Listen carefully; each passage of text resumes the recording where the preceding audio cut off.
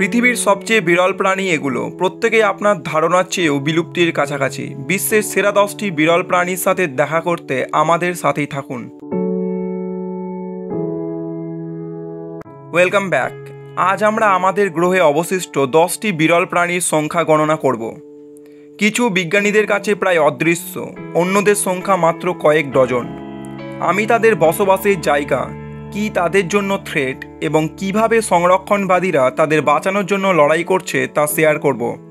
যদি আপনি বন্যপ্রাণী সম্পর্কে চিন্তা করেন তাহলে লাইক দিন এবং সাবস্ক্রাইব করুন। আসুন শুরু করি। আমাদের তালিকা 10 নম্বরে রয়েছে আমুর লেপার্ড, মূলত রাশিয়ার সুদূর পূর্ব এবং উত্তর পূর্ব চীনের নাতিশীতোষ্ণ। 9 নম্বরে আমাদের কাছে আছে নিউজিল্যান্ডের একটি ফ্লাইটলেস তোতা পাখি কাকাপো। প্রায় 250টি পাখি অবশিষ্ট থাকায় আবাসস্থল ধ্বংস এবং শিকারীদের আগমনের কারণে এই নিশাচর পাখিটি অত্যন্ত বিপন্ন। তাদের সংখ্যা বৃদ্ধি করার জন্য সংরক্ষণ প্রচেষ্টায় নিবিড় প্রজনন কর্মসূচি এবং শিকারী নিয়ন্ত্রণ অন্তর্ভুক্ত করা হয়েছে। 8 নম্বরে আসছে সুমাত্রা ওরাংওটাং।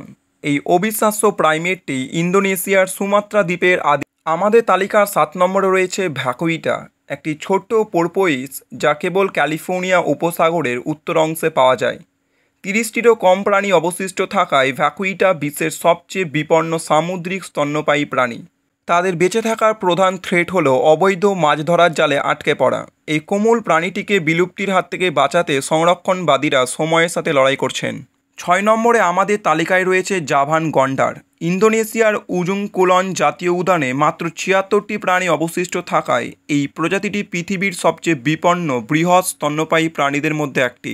জাভান গন্ডার আলুসিভ এবং খুবই কম দেখা যায়, যা সংরক্ষণ প্রচেষ্টাকে অবিশ্বাস্যভাবে চ্যালেঞ্জিং করে তোলে। তাদের বেঁচে থাকার জন্য তাদের আবাসস্থল রক্ষা করা অত্যন্ত গুরুত্বপূর্ণ। আমাদের তালিকার মাঝামাঝি সময়ে রয়েছে সাউলা, যাকে প্রায়শই এশিয়ান ইউনিকর্ন বলা হয়। 1992 সালে আবিষ্কৃত এই আলিউসিভ স্তন্যপায়ী প্রাণীটি ভিয়েতনাম এবং লাওসের আনামাইট রেঞ্জে বাস করে। আনুমানিক 750টিরও কম জনসংখ্যার এই সাউলা আবাসস্থল হ্রাস এবং চোরা শিকারের থ্রেটের সম্মুখীন। এই রহস্যময় প্রাণী সম্পর্কে খুব কমই জানা যায়, যা এটিকে আরও আকর্ষণীয় করে তোলে। 4র্থ স্থানে রয়েছে বর্নিও পিগমি হাতি, যা এশিয়ান হাতির সবচেয়ে ছোট উপপ্রজাতি। বন্য অঞ্চলে মাত্র 15,000টি অবশিষ্ট থাকায় বন উজাড় এবং মানুষ বন্যপ্রাণী সংঘর্ষের কারণে আবাসস্থল হ্রাসের সম্মুখীন হয় তারা।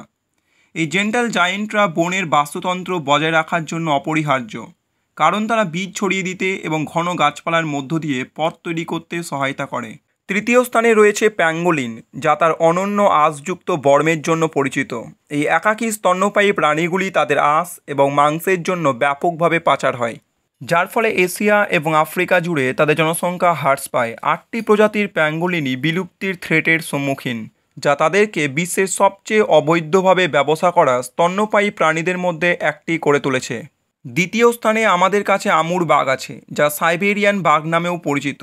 প্রায় 500টি প্রাণী বন্য অঞ্চলে অবশিষ্ট থাকায় আবাসস্থল ধ্বংস এবং চোরা শিকারের কারণে এই দুর্দান্ত বৃহৎ বিড়ালটি অত্যন্ত বিপন্ন।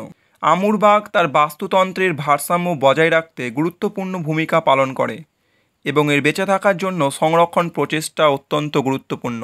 এবং পরিশেষে আমাদের তালিকার শীর্ষে রয়েছে হিমালয়ান ব্ল্যাক বিয়ার। এই এলিউসিভ প্রজাতিটি অসংখ্য থ্রেটের সম্মুখীন, যার মধ্যে রয়েছে আবাসস্থলের ক্ষতি এবং এর পিত্তের জন্য শিকার।